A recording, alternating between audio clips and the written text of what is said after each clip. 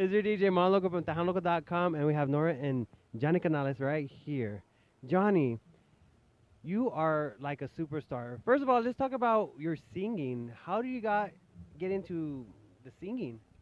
Well, when I was 6 years old, I used to sing. My father used to play the guitar, and I grew up in a town called Robstown, Texas, which is right outside Corpus Christi.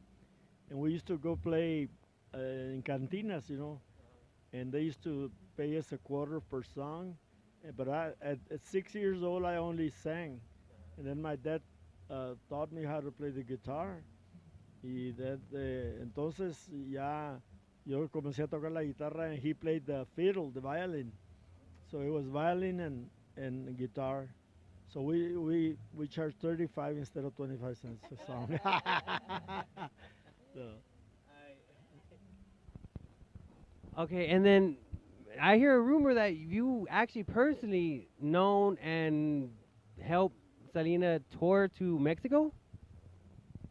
well, you know, Selena made herself, but I was the first one to introduce her when she was 13 years old.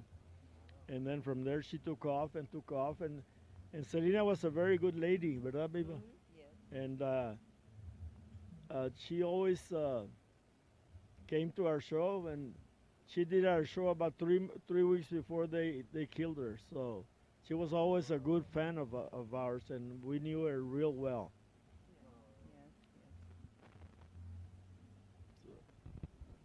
And then from there, I've also heard you were a DJ as well. Yeah, well, first, I started playing with my dad, like I said, and when I was 12 years old, I played the guitar and he played the violin. And then I started a band. I had a Tejano band. It was La Orquesta de Johnny Canales. And I wrote the corrido de Agustín Ramirez. And Agustín Ramirez was very famous there. Then he was the hottest band there was. So I told Agustín, I wrote a song about you, but we have to sing it together. You have a part. Yeah, yeah. And so he said me and Agustín had been like brothers since we met, and so El Corrido de Agustín Ramirez we recorded in Houston studio, and he had his band on one side and I had my band on the side. So when I sang, I used my band, and in the parts that he sang, he used his band, and it was, and Nombre became number one nationally, the volada, because he the first one of the songs he sang was El Camarocito, andándome paseando, y de ahí pongan cuidado señores como canta esta canción de Hugo Paloma, déjame ir. So the both bands, so and then here's the clica. They would call him. They call Agustín. Hey, Agustín, we want to book you here in Houston. Y a ver, para que cante el corrido de Agustín Ramírez, pues si quieren el corrido, I have to take la orquesta de Johnny Canales with me. Pues tráetelo. Órale.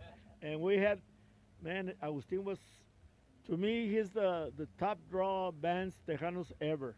We used to play Wednesday, Thursday, Friday, Saturday, Sunday, Monday, and Tuesday otra vez, porque the big dance en el Valle era el lunes de Paulino Bernal, and Tuesday was Brownsville, Wednesday was Harlingen, and over here we went to Victoria and Houston, El Campo, and all that. So we were busy all the time. It was good. So I owe him a lot también, okay? And Sounds like you're a busy man, but I think most people know you from the Johnny Canales show. How did that come to play? How did you even think of that? well, the thing is this. Then I became a disc jockey. I quit my band because I got tired of the road, because we used to go to California, to Washington State, everywhere, New Mexico, Arizona, Chicago, Michigan, Florida, you know. and and then I said, well, I'll just try as a disc jockey, locutor de radio, and it was KCCT in Corpus Christi, and that was Radio Jalapeño, which was owned by the Davilas from San Antonio with Radio Jalapeño from San Antonio. So from there, one day, this man came in, Raymond Hernandez, he said, oye, me mandó el dueño de la course aquí, que he'll buy a half hour of TV, you do it, and he'll pay for it. So we started at Channel 6, NBC. And we're right now, as we sit here, we're still airing on NBC in Corpus Christi. Yeah. And the half hour became 1 hour, de volada, because pues, I had Tony La Rosa, Rubén Naranjo, and all the, no me la raza, but there was nothing for them on TV. And then the Laredo course distributor paid also for the hour in Laredo on NBC. And then we aired in Westlaco and McAllen. The McAllen distributor also paid, and there we were on ABC, Channel 5.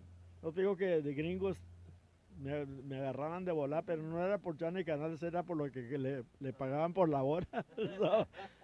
so you know, and then Univision called me. And when I went with Univision, that was in 1988, 89. That's why we're celebrating this year and part of next year as 30 years on national television. And that's where when we went with Univision, man, we went everywhere. I mean, we all over the United States. I used to go to Chicago. They used to take a parade marshal in Chicago, la calle 18, la calle 26, en East LA, en Los Angeles, Fiesta Broadway in Los Angeles, the key to the city of LA, the key to the city of Houston, the key to the city of Dallas, donde quiera. So McAllen, todo, nombre, Laredo, yeah. So God was good to me. So, and maybe, and this lady not too long ago in la posada de Ramón Ayala that Nora does the interviews with everybody there. This lady from Mexico said, ¿Qué crees tú que, por qué Dios te bendició tanto a ti, Johnny? And I said, maybe because I helped my father and my mother, because we were real poor when I started out. And the first thing I did when I started making money, I bought my father a Cadillac. It was not of the year, pero para que trajeron Cadillac. And then I bought him a house. I put air conditioner, central air, a bath, and because we used to go outside, the outside bath, you know, you dig a hole and put it pretty, and it's all right in our house. So see, we know all that. And I took care of my dad till he passed away, and took care of my mother till she passed away. And then I used to tell God, send me a good girl, man. There ought to be somebody for me that you have for me, and I met Nora. And we got married about, you know, 4 years ago. yeah, you know. And talking about like I helped Selena, we got married the same day that they shot Selena. Yeah, the same day. So the only thing I had to do, Nora is from Eagle Pass, Texas. So we dedicated our wedding to Selena, you see.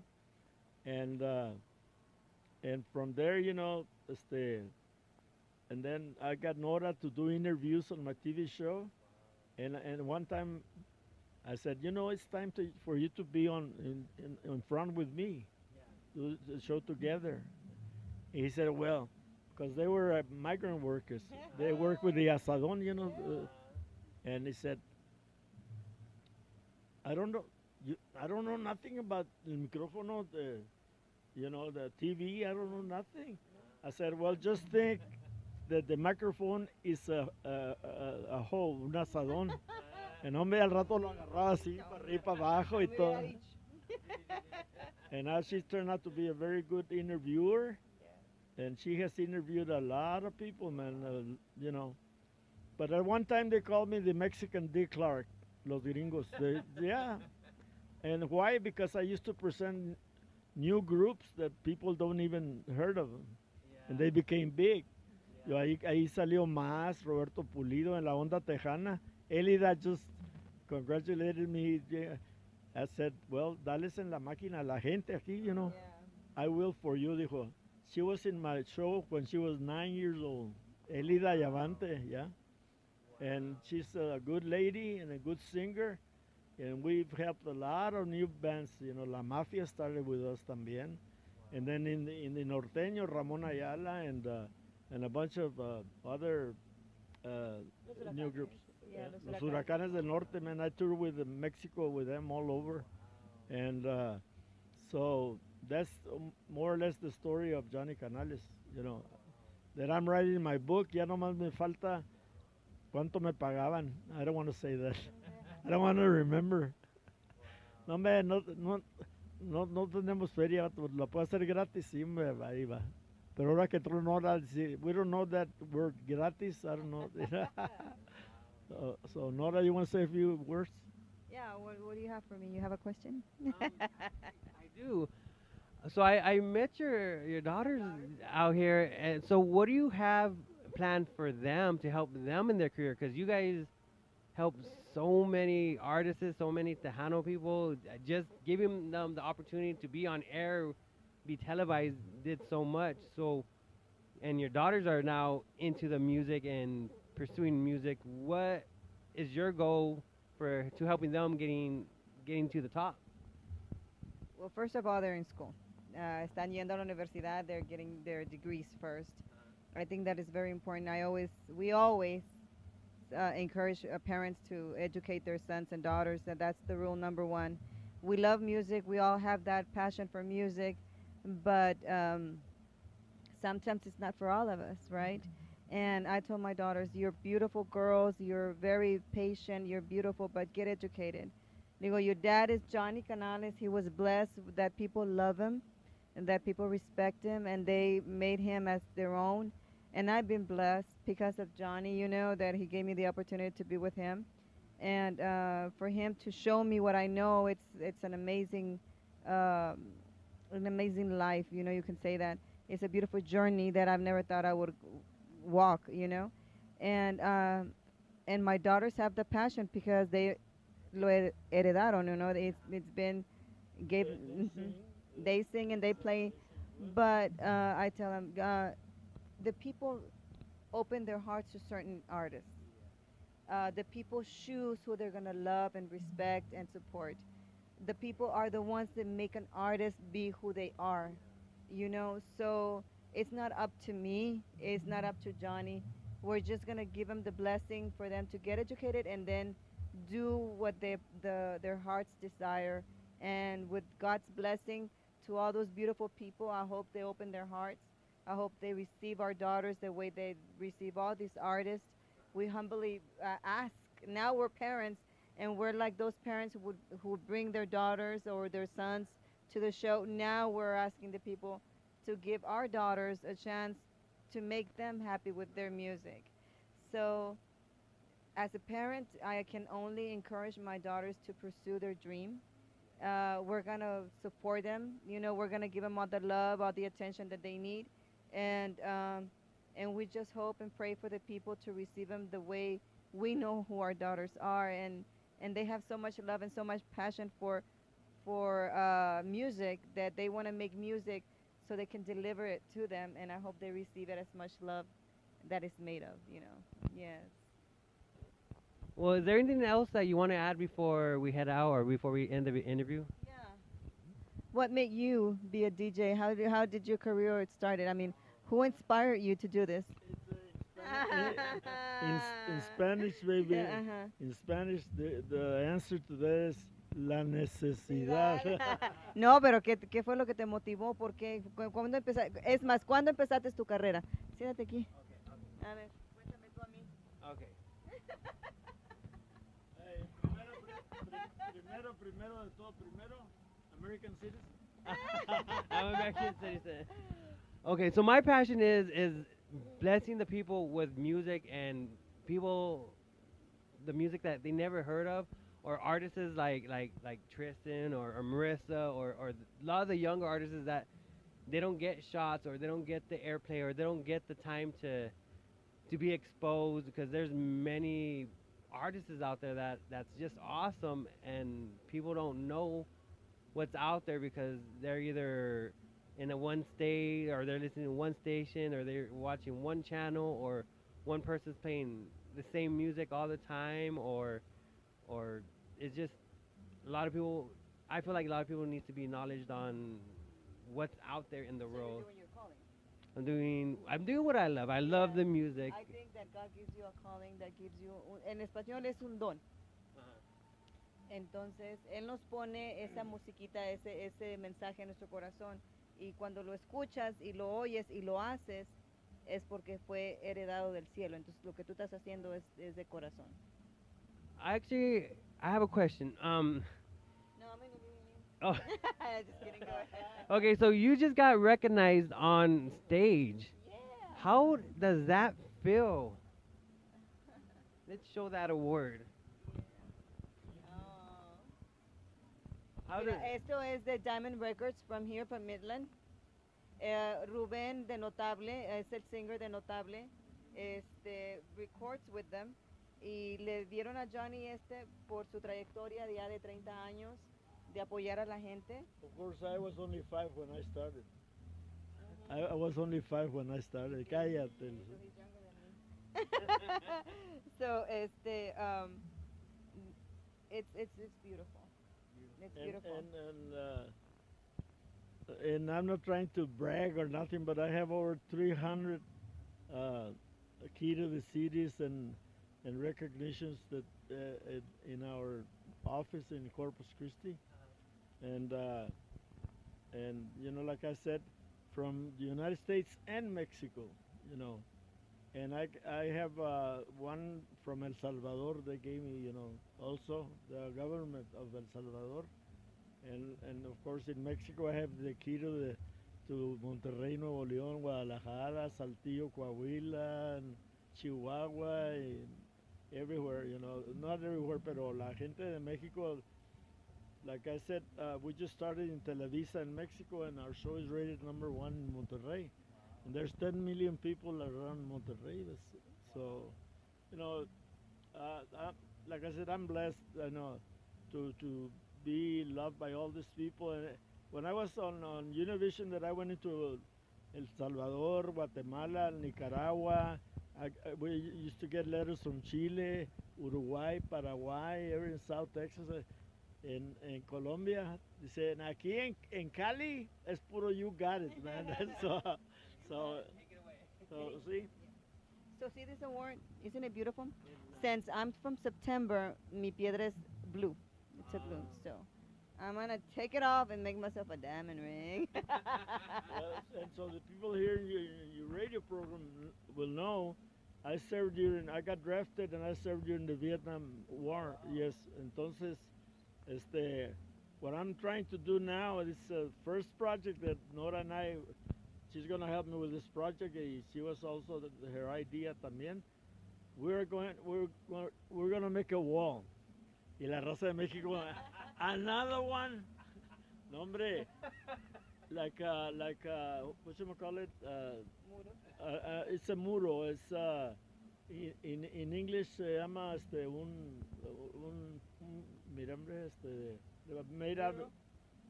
Well, yeah, mural, pero pues I call it the wall de la raza valiente, and we're gonna put the names out of 61 Hispanic Medal of Honor recipients.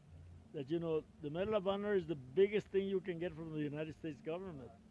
And there's 5 that were born in Mexico, 9 or 10 from Puerto Rico, and the rest Mexican Americans from the United States. So that's why I made some T-shirts that it has the American flag, Mexico here, and Puerto Rico. Y dice la pared de la raza valiente, and on the back dice Hispanic Medal of Honor Heroes. There's 61 of them. We're going to put their names and where they're from. So the people in Mexico didn't know that there were 5 that were born in Mexico. I said, yeah, man. From Chihuahua and Coahuila. Jose Lopez, the guy that killed more than 100 Germans himself, he was born in Oaxaca. Yeah? I'm not saying that everybody from Oaxaca is like that, pero, you know. No, but he served. He Yeah. was serving. It was something that it was his duty. It was a call of duty. So. And I got drafted.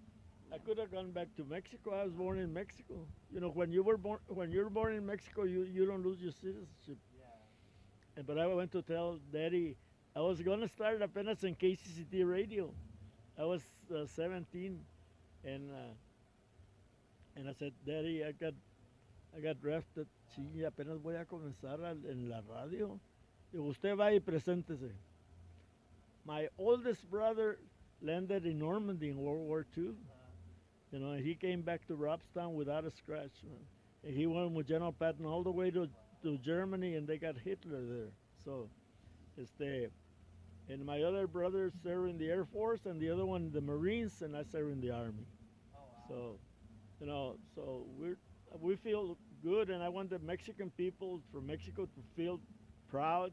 Los puertorriqueños, oh, chico, pero ¿qué tú haces? Anyway, you know, all my sergeants in Germany were from Puerto Rico. Y me dice uno, oye, Canales, ¿de dónde tú eres? Pues, ¿de dónde eres tú, primo? De Bayamón. Es Puerto Rico, ¿no? ¿Y tú? De Nuevo León. So, you know, everybody gets a kick out of that, pero, you know, there's a lot of people that I want this wall that we might put it in Corpus Christi, because in Corpus Christi, two Hispanic organizations were born there, LULAC, and the other one is the American GI Forum, que es puro, you know, and well, somebody's knocking.